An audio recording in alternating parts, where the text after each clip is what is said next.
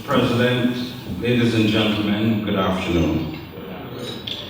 It is now 7 months since the Broadcasting Commission issued a directive in April of this year for the removal of 19 unauthorized channels from cable packages.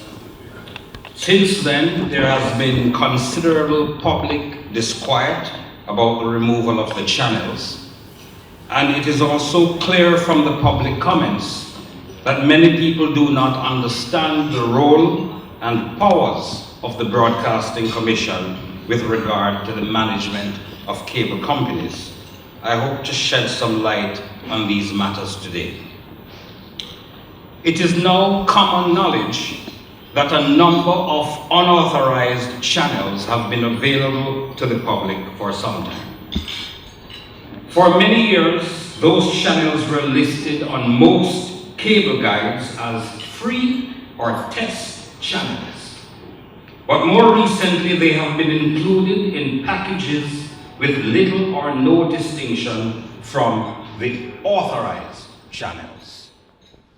Other than copyright citations from the Broadcasting Commission, the practice did not pose a business risk for cable operators because rights enforcement in Jamaica did not appear to be a priority for most foreign channel owners.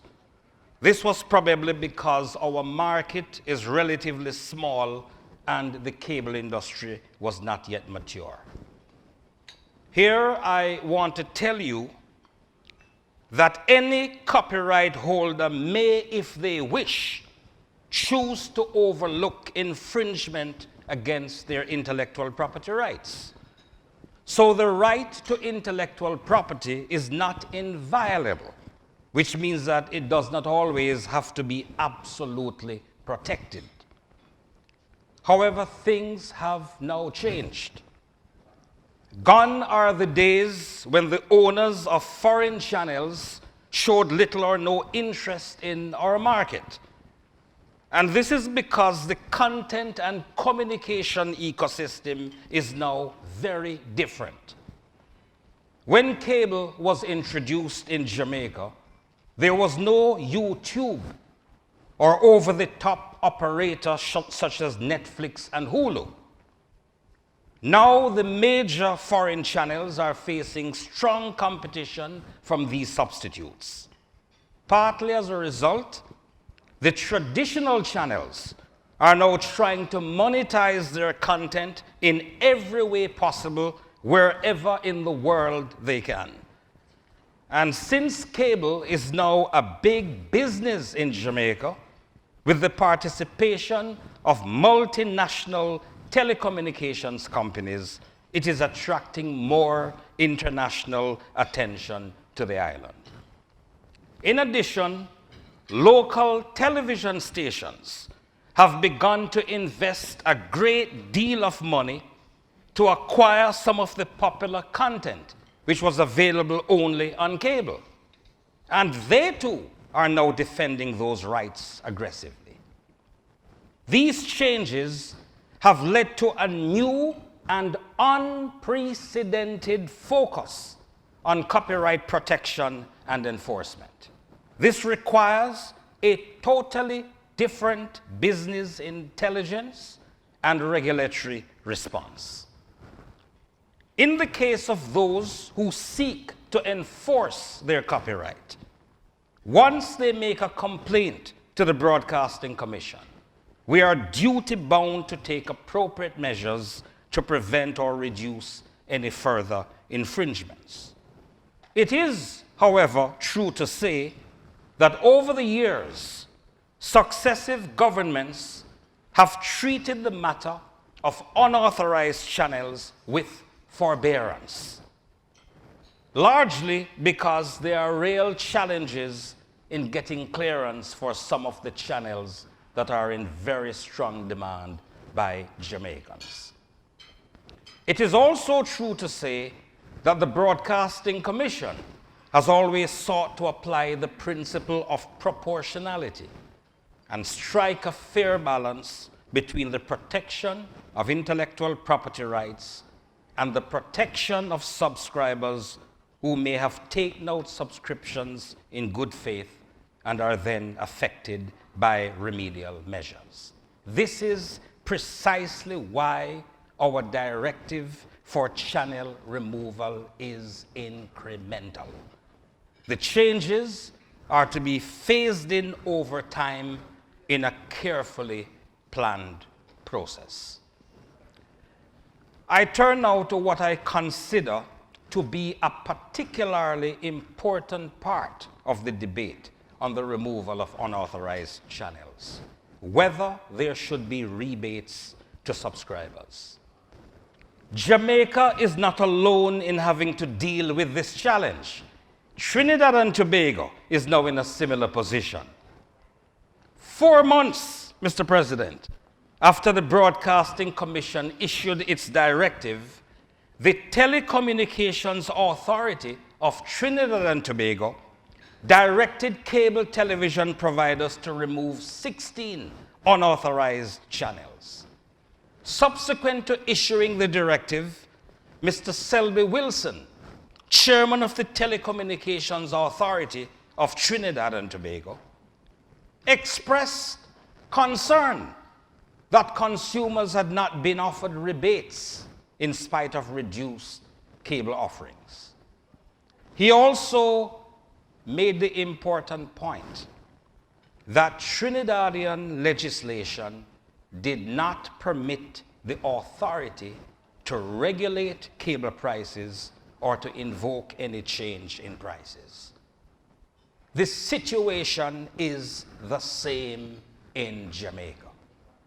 The Broadcasting Commission has an obligation to enforce copyright compliance, but it has no legal authority to regulate cable prices or intervene in the business transactions between cable companies and their subscribers with regard to matters such as pricing, packaging, and rebates.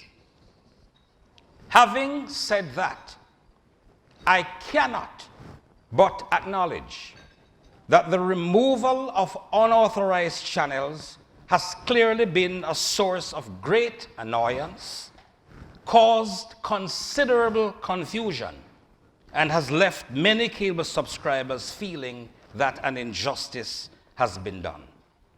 The key question to my mind is not whether the price paid for cable channels was proportionate to the number of channels which were being offered in packages, but whether there was adequate subscriber information and education over the period leading up to the removals. Were subscribers ever made to understand that some channels were purportedly free? Were they made to understand how their cable bills are computed? Did anyone share with them the real cost of each channel which was being offered? Was it explained that the foreign channel that we love to consume is paid for in US dollars? Was it explained that sports rights are among the most expensive content rights worldwide and becoming even more costly? Were cable subscribers told that immediate enjoyment of the most recent episode of popular shows was not a right, and that although there is immediacy on the internet, in most cases it is illegal, and that internet piracy is also now receiving litigation attention from rights holders? Were they told that the days of free content or cheap content were inevitably coming to an end? Were they encouraged to support and appreciate local content or content from other good quality and cheaper sources, such as Africa, as a substitute for expensive American dramas and entertainment? Did subscribers receive clear and convincing explanations with apologies for the channel disruptions and the remedial measures which would be implemented. At root, the problem is one of an inadequate and ineffective communication and customer engagement strategy. I say this because a full 6 months before the Commission issued the directive, we met with cable operators to call their attention to the impending action in relation to unauthorized channels. That was in September of 2014. The directive was not issued until April 2015. There were also one-on-one meetings with the largest cable provider. The industry established a special committee to work with the Broadcasting Commission on the channel problem. And it was partially through the work of that industry committee that we eventually decided on the strategy of phased removal of channels. Throughout all these discussions, the cable operators were strongly encouraged to urgently develop a communication strategy to inform subscribers about the reality of unauthorized channels and the imminent changes. So it is quite clear that when the Broadcasting Commission made its announcement in April 2015, no cable operator was taken by surprise. And I remind you that even after the announcement in April, there was an agreed extension of a further 3 months to September 2015. So there should have been ample time to put in place a proper strategy to manage communications and subscriber relations. Obviously, that did not happen in every case. Let me illustrate 2 of the actual polar opposite responses by cable operators. Cable operator A provides service to a rural community. When they were told about the Commission's intention to deal with unauthorized channels, months ahead of the Commission's formal announcement, cable operator A hired a town crier, rented a town hall, held a town hall meeting with his subscribers. I was invited to that town hall meeting to explain copyright to his subscribers. The cable operator laid out for his customers the US dollar cost of paying for channels, told them that he was aware that the Broadcasting Commission would, in the future, require the removal of a number of unauthorized channels, and that he wanted to alert them even before the Commission made its announcement. He outlined to them the options that were available, told them to prepare for changes to their packages and pricing, and more importantly, invited them to work with him to identify their favorite programs and committed to make every effort to source authorized channels which would carry those programs, even if not at the regular times they're accustomed to. He also told them about substitute channels he was exploring and sought their feedback. And he assured them that the changes would be carried out in close consultation with his customers. In sharp contrast, Cable Company B, despite prior knowledge that the Broadcasting Commission was intent on having unauthorized channels removed, went ahead and launched a new package with the very problematic channels included. That was disingenuous, to put it mildly.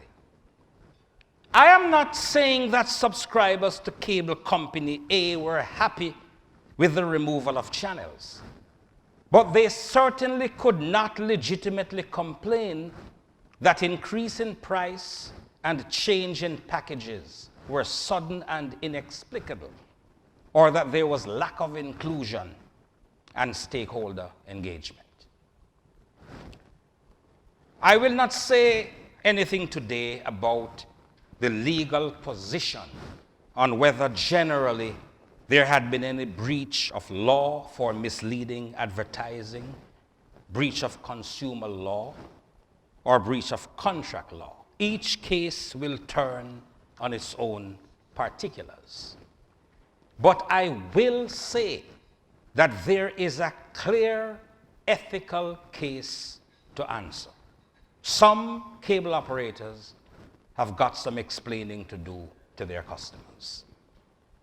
Now, I must emphasize that I am not here saying that the ethical answer has to be a rebate, compensation, discount, free channels, or anything of the like. That is a business consideration which will be dependent on the nature of their contracts, customer engagement, and business reality. I will say, however, that it is entirely appropriate for this matter to be committed to further and deeper consideration by some cable companies, in particular Flow, whose customers are the majority of those most significantly affected. Contrary to what some people think, the Broadcasting Commission has definitely not washed its hands of the matter. And I assure you that we are in correspondence with Flow about these issues, as we will with other cable companies against whom complaints are being made. There is, ladies and gentlemen, a need for serious thinking about customer relations and the need to restore public confidence about whether the price being paid for cable represents a fair deal. Any cable company which fails to do so is likely to see more of their customer base migrating to internet channels and bypassing them entirely in the future. In conclusion, I wish to make some observations on the future outlook. We have a responsibility to ensure that the cable market remains open, fair, and competitive at all times. Subscribers must always have options, as this greatly reduces the risk of poor quality, take it or leave it customer service. We're therefore committed to maintaining an environment in which customers can always make a choice. To that end, the Broadcasting Commission is set to release a license which will see significant expansion by a second cable operator at the national level. And there is now an evaluation on the way which could see a major third player emerge shortly at the national level. Digital television switchover will also play a part in refashioning the competitive landscape. Apart from the distribution of the existing free-to-air television stations, the owner of a digital multiplex will also be able to offer additional channels on a subscription basis as another option to consumers. That switchover date is to be decided formally by government, but the targeted date to begin digital switchover in Jamaica is 2018. I want to assure Rotarians and Jamaicans that the Broadcasting Commission will continue to use a mix of regulatory action and quiet diplomacy to resolve the copyright and access to channels problem. These are complex matters of business, international trade, and law, spanning different spheres of influence and areas of authority, including cable operators, local and international rights holders, CARICOM, and most importantly, the consumers of digital content. But I put this to you as unquestionable and unequivocally, I say, our goal is to be an enabling partner in the creation of new models for easier access to in-demand content and to provide Jamaicans with a competitive environment where they are free to choose the television content that meets their needs, budgets, and other realities in the new global digital space. Thank you.